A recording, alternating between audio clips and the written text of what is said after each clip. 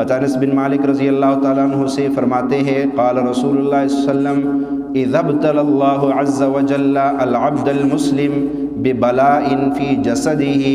قال اللہ عز وجل للملک، کہ جب بھی اللہ کسی مسلمان کو کسی بیماری میں مبتلا کرتا ہے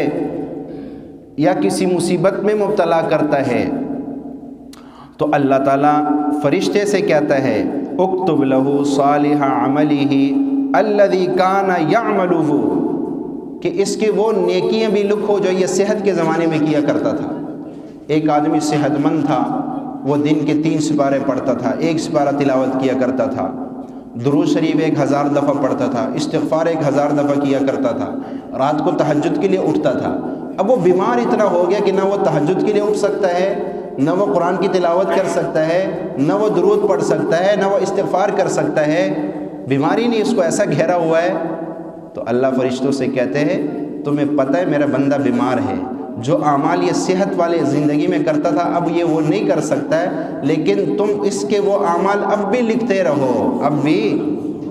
کتنی اللہ کی مہربانی ہے یار، سوچو تو صحیح۔ یہاں تو ایک دن ڈیوٹی پہ نہ ہو تو تنخواہ کاٹ دی جاتی ہے، کئی جگہ قانون ایسا ہے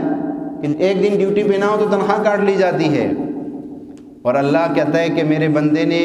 صحت کے زمانے میں وہ جو ڈیوٹیاں کرتا تھا اب نہیں کر سکتا ہے، لیکن اس کا اجر اس کو دیتے رہو، اس کا اجر اس کو دیتے رہو۔